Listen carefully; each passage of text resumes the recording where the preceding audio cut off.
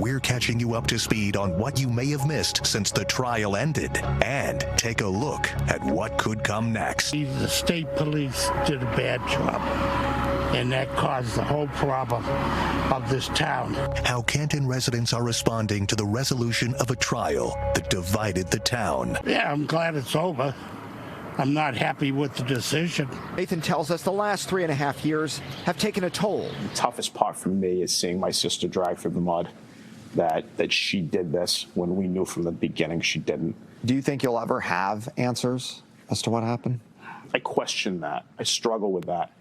I think our family has to make peace with the idea that we may never. And while Wednesday's verdict was a relief for the Reed family, Nathan expressed sympathy for the O'Keefes. Karen can be not guilty and factually innocent. And we can still feel for that family and what their losses are.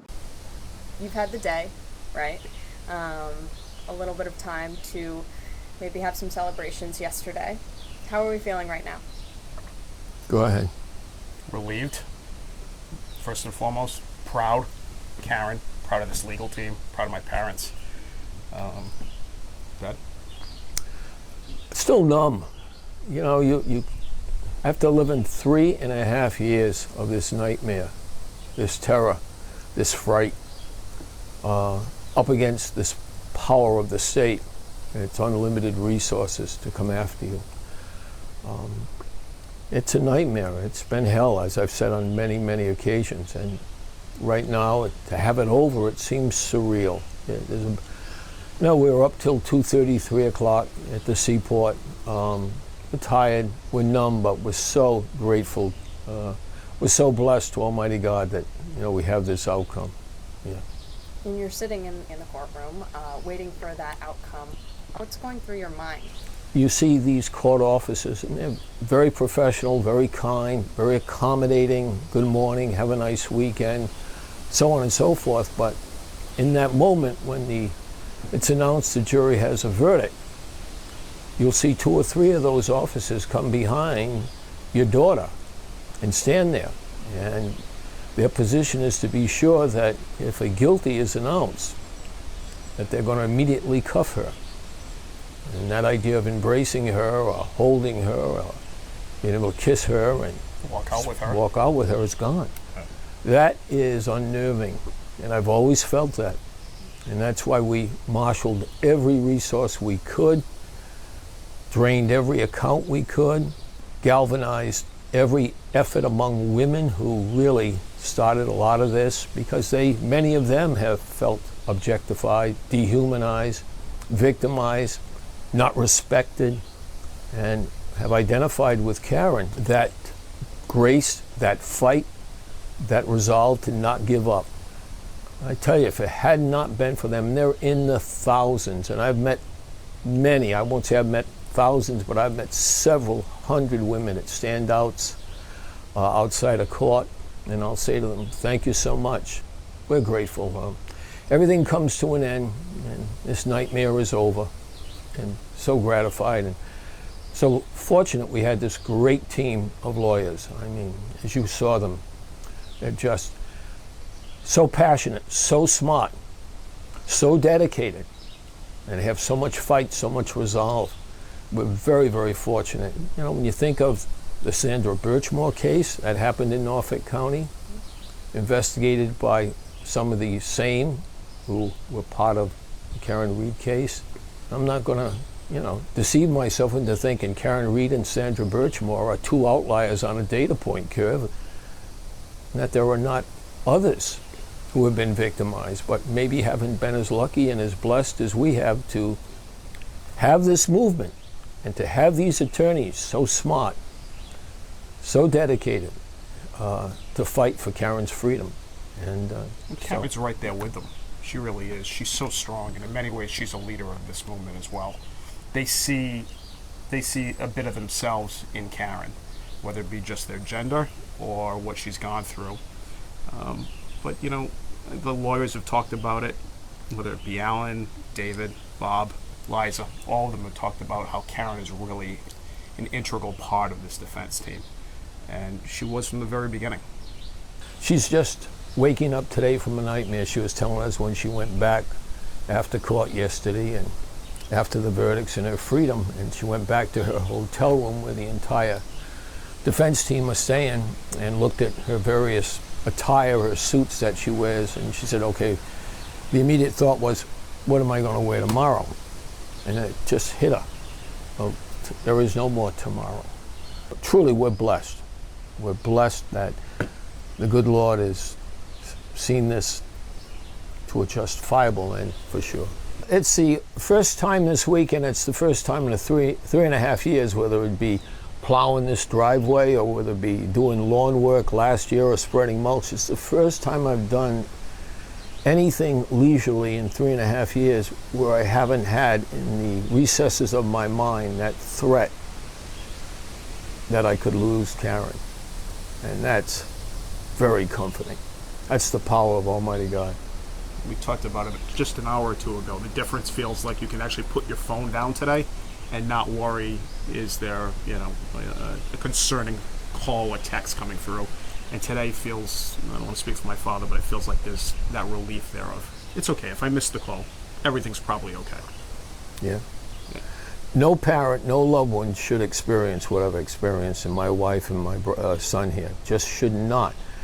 The justice system should be in place that at various levels there are gatekeepers who evaluate the evidence, who evaluate the strength or weaknesses of the case, and make an astute, informed, and proper decision. And when you think of what's happened in this case, the Department of Justice, federal government was involved, and provided 3,000 plus pages. Also the ARCA, the scientists from Pittsburgh and Philadelphia area, who concluded based on their independent study that the injuries to John O'Keefe were not the result of being struck by that vehicle, nor was the damage to the vehicle the result of striking a 6'1", 216-pound individual. And then it was the Department of Justice that also provided you with the infamous Proctor text. And then with all of that, they still go forward. And then on March 19th, 12 days before retrial 2 launches, they fire the lead detective. They fire me, the lead detective, and we still had to be put through the ringer.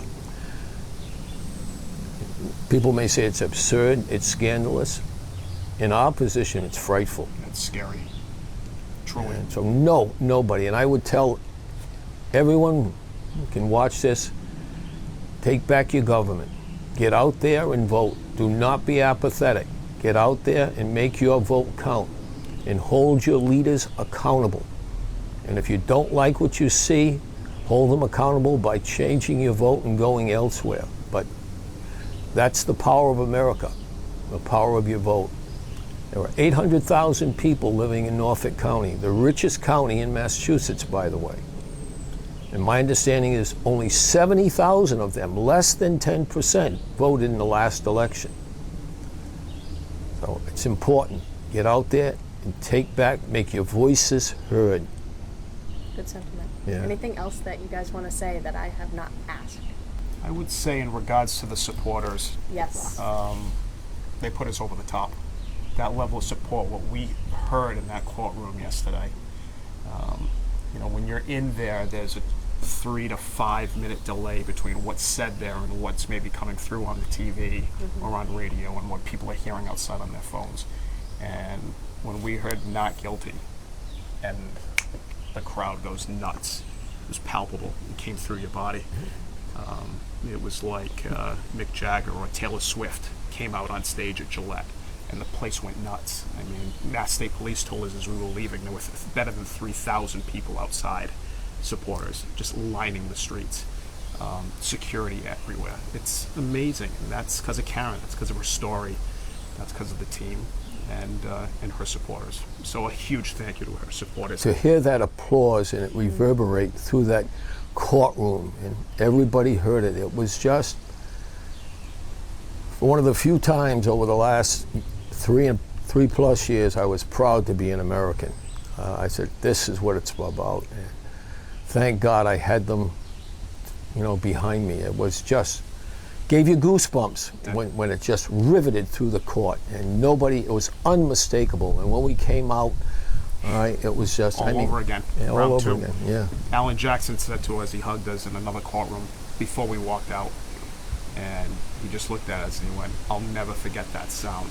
Yeah. And we won't either. The more people learn about it, and then they do their own investigation, 90% come to the same conclusion. Karen Reed was and is factually innocent. So thank you. I think justice needs to still be served at the end of the day. Select board meetings quickly became forums where the town voiced opinions about the case and the investigation by Canton police. It even happened Tuesday, only days after the case ended. People have showed up at my house, recorded me, screamed into my windows, spread vile rumors about me. If we keep sweeping things under the rug, it's only a matter of time before we end up with yet another man down in the snow. The select board chair was one of the first to issue a statement following the verdicts, saying in part, "Our community has been deeply affected. We encourage members of the community to move forward together, treating one another with respect through civil, constructive dialogue." Oh, I think there's definitely a handful of people that still feel as though she did it. And, personally, I think she's innocent. The select board has taken steps to change things up in the police department. They have hired an interim chief while they look for a new one. None of us, I can speak for all the jurors, we all felt really bad for the family. We all believe John was a great man, and we all want the justice to be served to him too and his family. And the right person goes pay for this, because a person died, and whoever did or whatever happened need to come out. Last week, our courtroom insider Sue O'Connell went one-on-one with juror number 11, Paula Prado. Prado is just one of the jurors to speak publicly since the verdict was announced last week. Our Darren Botello talked with another juror who's sharing her experience as well. Not guilty or guilty? So say you, Mr. Foreman. This jury member in the Karen Reed retrial says she'll never forget this sound. The crowd outside the courthouse in Dedham last Wednesday erupting after the verdict. Reed found not guilty of murder.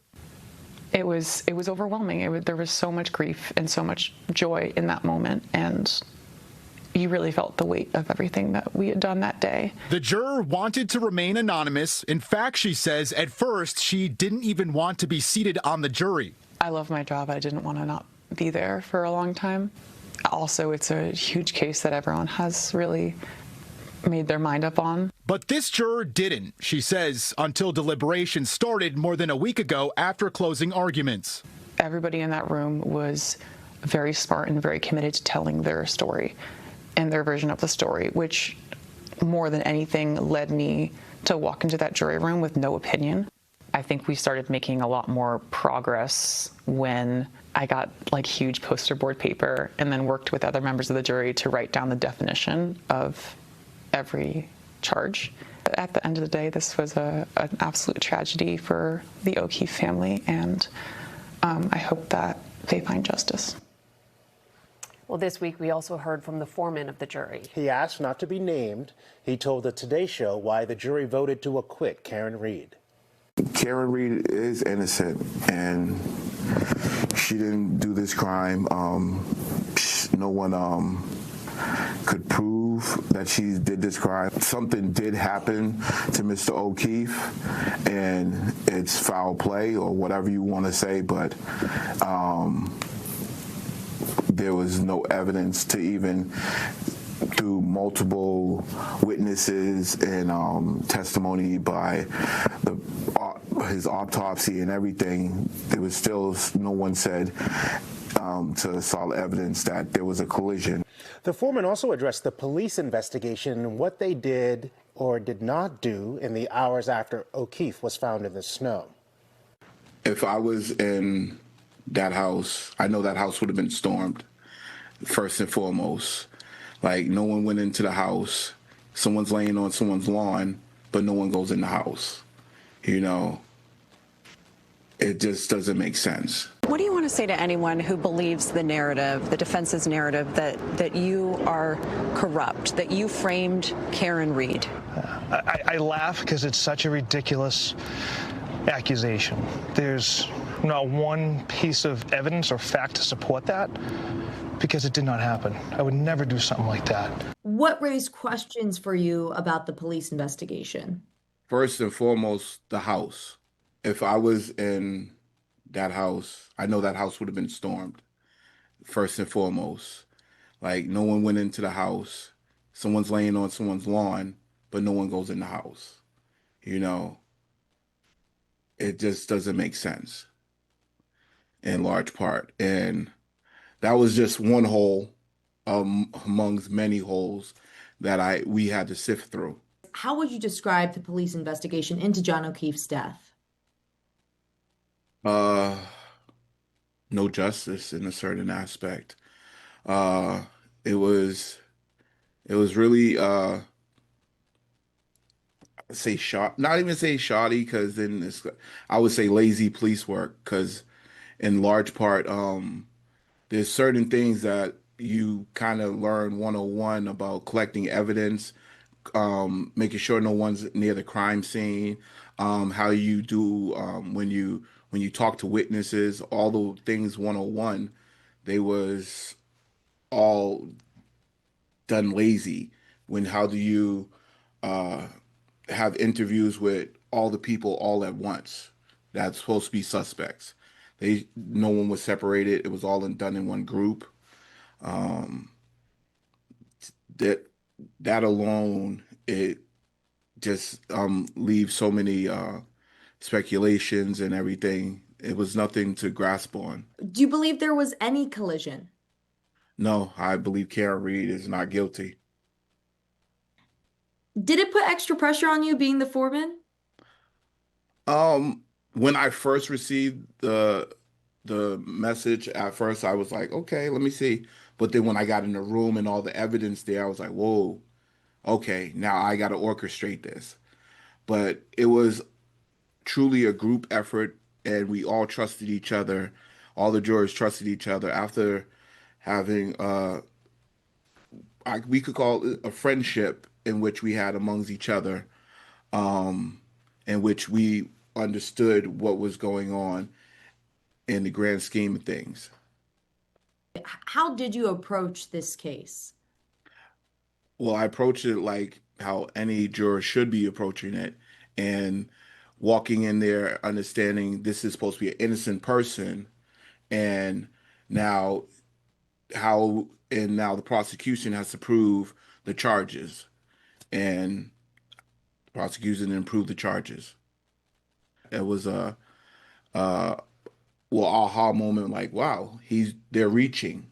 And which was when they talked about the holes on the back of the hoodie and everything, and then they had to point back and bring us back in and tell us, no, those was holes that was made by the forensic person. And it was like, oh, so again, more holes that we have to sift through and try to figure out, more games that's being played